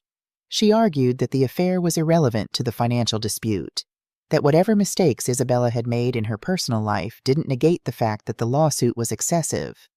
But Judge Harris looked unimpressed. When Miss Reynolds sat down, the judge leaned forward and studied the paperwork in front of her. "Ms. Green," she said, addressing Isabella directly, "do you dispute that you signed the promissory note agreeing to repay Mrs. Jackson $40,000? No, Your Honor. But yeah, do you dispute that you failed to make any payments on this note for 3 years? The circumstances were, do you dispute that you and your husband sold the house that secured this loan without paying off the debt?" Isabella's attorney stood up. "Your Honor, my client was not personally responsible for—" "Sit down, counselor. I'm asking your client direct questions." Isabella looked like she was about to cry. "Your Honor, I didn't understand the legal implications. Mrs. Green, you're 32 years old. Are you claiming you didn't understand that borrowing money meant you had to pay it back? It wasn't supposed to be a real loan. It was family money." Judge Harris's expression grew even sterner. "Mrs. Green, do you see your signature on this promissory note? Yes, but did anyone force you to sign it? No, but then it's a real loan, regardless of your family relationship." The judge then turned her attention to the assault charge. She had Ellen Thompson testify about what she'd witnessed, as well as the police officers who had responded to the call. When Ms. Reynolds tried to argue that it was just a family dispute that got out of hand, Judge Harris cut her off. "Counselor, assault is assault. The relationship between the parties is irrelevant." Next, James presented the flash drive Jessica Green had provided, containing emails and financial records that further documented Isabella's pattern of deception and manipulation. "Your Honor, with the court's permission, I'd like to call a surprise witness," James said. Jessica Green, the sister of the defendant. Isabella's head snapped up, her eyes wide with shock and fear. "No," she whispered, loud enough for Laura to hear. She wouldn't dare, but Jessica did dare. She entered the courtroom with her head held high, though Laura could see her hands shaking. On the stand, Jessica testified about Isabella's history of financial exploitation, including stealing from their mother during her battle with cancer and defrauding Jessica herself when she was undergoing chemotherapy. "My sister has always used people," Jessica said, her voice steady despite the tears in her eyes. "She finds their vulnerabilities and exploits them. She's done it since we were children." Isabella's attorney objected repeatedly, claiming the testimony was prejudicial and irrelevant, but Judge Harris overruled her each time. "The defendant's pattern of behavior is highly relevant to this case," the judge stated firmly. Finally, James presented evidence of Isabella's spending patterns, the jewelry purchases, the spa treatments, the fake boutique investment. He showed how over $600,000 had been spent in less than 6 months with no assets to show for it. "Your Honor," James said, "this isn't a case of poor financial management. This is a case of systematic fraud. Mrs. Isabella Green used her husband's money to fund an extramarital affair while deliberately avoiding her legal obligations to my client." When both sides had presented their cases, Judge Harris called a brief recess. Laura went to the bathroom and splashed cold water on her face, trying to process everything she'd heard. The full scope of Isabella's deception was even worse than she'd imagined. When court resumed, Judge Harris had clearly made her decision. "Mrs. Isabella Green," she began, "I have never seen such a clear-cut case of financial fraud and manipulation. You borrowed $40,000 from your husband's mother, agreed to specific repayment terms, then spent 3 years avoiding your obligations while spending over $600,000 on personal luxuries and an extramarital affair." Isabella started crying, but Judge Harris wasn't finished. "When confronted about your behavior, you physically assaulted the woman you had stolen from and attempted to manipulate the legal system to avoid the consequences of your actions." She turned to her paperwork. "I am ruling in favor of the plaintiff, Mrs. Isabella Green. You are ordered to pay Mrs. Delora Jackson the full amount of $67,000 within 30 days. If you fail to comply, I will authorize wage garnishment and asset seizure." Isabella's sobbing grew louder. "Furthermore," Judge Harris continued, "I am forwarding this case to the district attorney's office for potential criminal fraud charges. The systematic deception and theft demonstrated in this case goes far beyond a civil matter." Ms. Reynolds stood up quickly. Your Honor, my client has no assets with which to pay this judgment. Then your client should have thought about that before spending over $600,000 on jewelry and spa treatments. This court will not reward financial fraud with sympathy. As they left the courthouse, Isabella was still crying in the hallway, her attorney trying to calm her down. She looked at Laura with pure hatred. This isn't over, she hissed as Laura walked past. You think you've won, but this isn't over. Laura stopped and looked at Isabella, really looked at her for what she knew would be the last time. Yes, Isabella, she said quietly. It is over. It's been over since the moment you raised your hand to me. 3 weeks after the trial, Laura sat at her kitchen table with Oliver, sharing a simple dinner of pot roast, his favorite since childhood. The atmosphere between them was different now, more relaxed but also more honest. Gone was the careful avoidance of difficult topics that had characterized their relationship during Oliver's marriage. In its place was a new understanding, forged through shared pain and survival. I found an apartment, Oliver said, cutting into his roast. It's small, just 1 bedroom, but it's in a decent neighborhood and I can afford it on my salary. Laura nodded, watching her son. The shadows under his eyes had begun to fade, and some of the weight he'd lost was returning. He looked more like himself every day. That's wonderful, sweetheart. When do you move in? This weekend. My boss gave me a few days off to get settled. He paused, his fork halfway to his mouth. I still can't believe they didn't fire me after everything that happened. They saw through Isabella's accusations, Laura said. And you did the right thing by coming forward about the financial issues yourself. People respect honesty and taking responsibility. Oliver had been lucky. His voluntary disclosure of the financial irregularities had resulted in fines and 2 years probation, but no criminal charges. His professional license had been placed under review, but he was permitted to continue working under supervision. It was a second chance he hadn't expected. Have you heard anything about Isabella? Laura asked carefully. Oliver shook his head. Not directly. Jessica called yesterday to tell me Isabella's been charged with multiple counts of fraud. Apparently, the DA found evidence that the boutique investment wasn't the first time she'd run that scam. What about Alexis Moore, her friend who took the $300,000, arrested last week in Miami? She was trying to flee to the Bahamas. Oliver sighed. All that money is gone. Mom, we're never getting it back. Laura reached across the table and squeezed his hand. It's just money. Oliver, we got something more valuable back you. After dinner, as they were washing dishes together, Oliver's phone buzzed with a text. He glanced at it, then frowned. What is it? Laura asked. Unknown number? He showed her the screen. I know where you both live. This isn't over. Laura felt a chill run through her. Do you think it's Isabella? Who else would it be? Oliver blocked the number and deleted the message. She's just trying to scare us.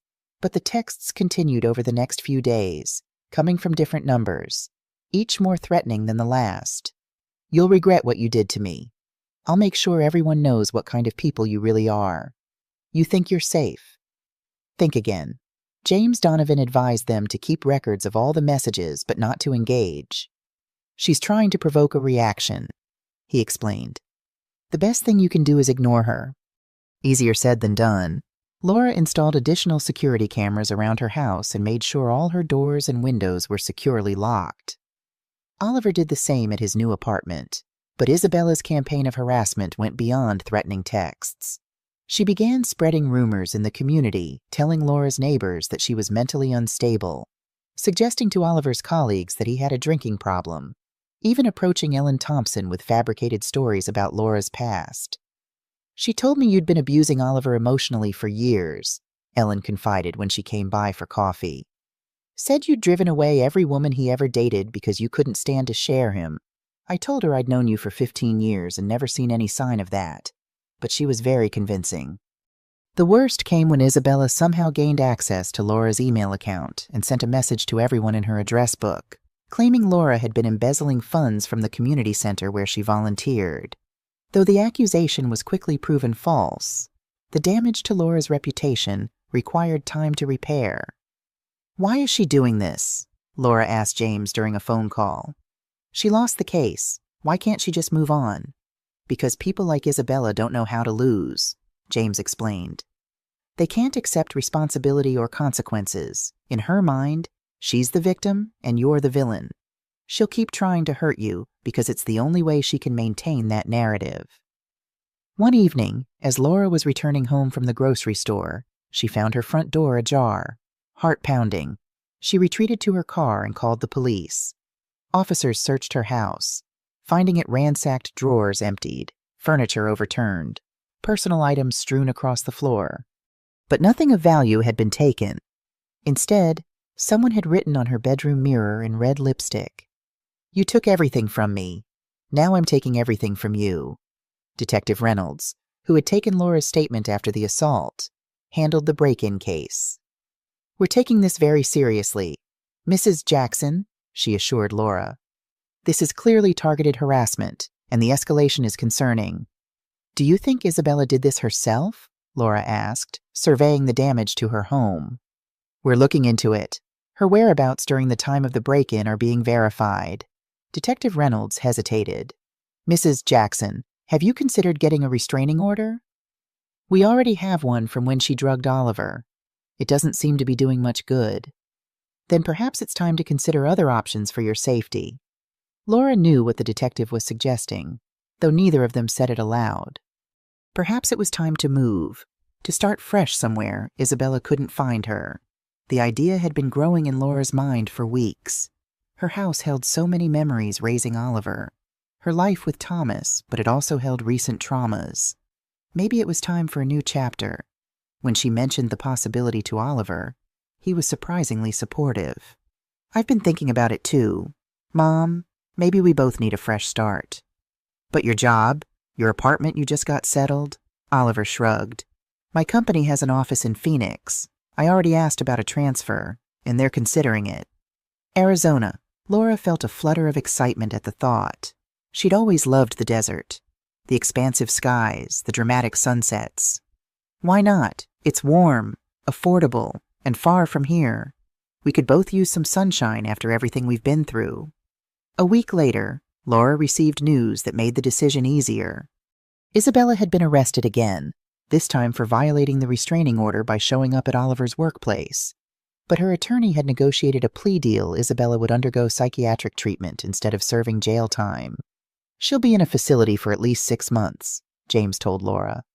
"But after that, there's no guarantee she won't resume her harassment." That evening, Laura sat on her back porch, watching the sunset and thinking about the future. The idea of leaving Chicago, of starting over somewhere new, was both terrifying and exhilarating. At 64, was she too old for such a dramatic change? She thought about Thomas, about what he would advise. He had always believed in facing challenges head-on, in making bold decisions when necessary. "Life's too short to live in fear, Laura," he used to say, as if in answer. Laura's phone rang. It was a real estate agent she'd contacted about listing her house. "Mrs. Jackson, I have good news. There's a lot of interest in your neighborhood right now. If we list your house next week, I think we could get a very competitive price." Laura took a deep breath. "Let's do it." 2 months later, Laura's house sold for $50,000 above asking price.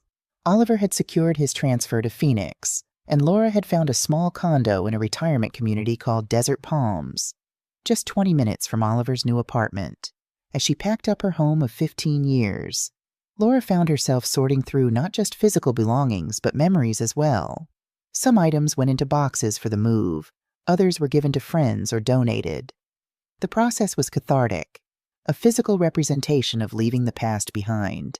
Ellen Thompson came by to help on the final day of packing. "I can't believe you're really leaving," Ellen said, carefully wrapping Laura's china in newspaper. "It's time," Laura replied simply. "Too much has happened here. We'll miss you terribly." "The neighborhood won't be the same without you," Laura smiled, touched by her friend's words. "We'll stay in touch, and you can visit anytime you want. Phoenix has beautiful winters." As the moving truck pulled away from her empty house, Laura stood on the sidewalk for a long moment, saying a silent goodbye to the life she'd built there. Then she got into her car, where Oliver was waiting to begin the long drive west. "Ready, Mom?" he asked. Laura looked at her son, really looked at him. The drawn, defeated man who had stood in her living room 4 months ago was gone. In his place was the Oliver she remembered, strong, kind, resilient. "Yes," she said, feeling a weight lift from her shoulders. "I'm ready." Desert Palms Retirement Community in Scottsdale, Arizona, was everything Laura had hoped for. Her small condo had a view of the mountains, a community garden where she could tend her own plot, and neighbors who shared her interests in books and art. The dry heat was a welcome change from Chicago's humid summers and brutal winters. Oliver visited every weekend, sometimes staying for dinner, other times taking her to explore the area. He seemed to be thriving in his new position, making friends and even considering dating again, though he approached relationships with newfound caution. "I'm seeing a therapist," he told Laura one evening as they sat on her patio watching the sunset paint the mountains in shades of pink and gold. "She's helping me understand why I was so vulnerable to Isabella's manipulation." "That's wonderful, sweetheart. I'm proud of you. I should have done it years ago. Maybe I would have seen the warning signs." Laura shook her head. "Don't torture yourself with what-ifs. We can't change the past, but we can learn from it." Oliver nodded, sipping his iced tea.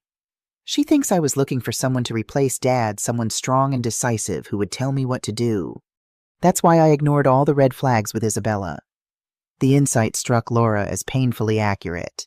Thomas had been the family's rock, the one who made the big decisions. After his death, Oliver had seemed lost, uncertain.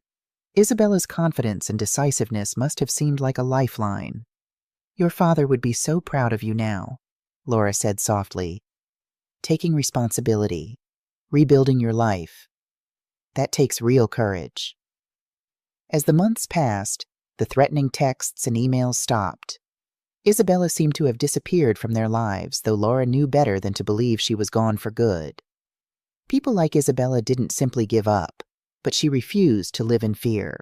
She joined the book club at Desert Palms, took up watercolor painting, and made new friends who knew nothing of her past troubles. She was building a life defined by joy and connection rather than trauma and betrayal. One evening, as Laura was watering her garden, her neighbor Margaret called over the fence. "Laura, there's someone at your door." "A young woman. She looks upset." Laura's heart skipped a beat, but when she walked around to the front of her condo, she saw it wasn't Isabella. It was a woman in her 20s with brown hair and tired eyes. "Mrs. Jackson, my name is Jennifer. I know this is strange, but I need to talk to you about Isabella Green." Laura studied her face, seeing something familiar in her features but unable to place it. "How do you know Isabella?" "She's engaged to my father," Jennifer said, her voice breaking slightly. "And she's been doing to our family what she did to yours." They sat on Laura's small patio as Jennifer told her story. Isabella had moved to Florida after her psychiatric treatment ended, using a different name and a carefully crafted sob story about being victimized by her ex-husband's family. She had met Jennifer's father, a widower with a successful real estate business, at a charity function and quickly became engaged to him. "She spent over $200,000 of his money in just 3 months, Jennifer said, twisting a tissue in her hands. "When I tried to warn him, she told him I was jealous because I was afraid of losing my inheritance. Now he barely speaks to me." "How did you find me?" Laura asked. "I hired a private investigator. He found the court records from your lawsuit and told me you'd moved to Arizona. I know it's presumptuous to show up like this, but I didn't know where else to turn." Laura felt a wave of déjà vu, remembering her own desperation when she'd first discovered the extent of Isabella's deception. "What do you want from me?" "Help," Jennifer said simply. "You're the only person who's ever successfully stood up to her and won. I need to know how you did it." Laura made them both tea and told Jennifer everything: the investigation, the lawsuit, the importance of documenting everything and never backing down. "The key," she said finally, "is understanding that you can't save someone from their own choices. You can only protect yourself and the people you care about." Jennifer stayed for dinner, and they talked until late in the evening about family, manipulation, and the courage it takes to do the right thing when the right thing is hard. After she left, Laura sat on her patio looking up at the Arizona stars, thinking about the strange journey that had brought her here. A year ago, she'd thought her life was simple and settled. She'd had no idea that her greatest challenge and her greatest victory was still ahead of her.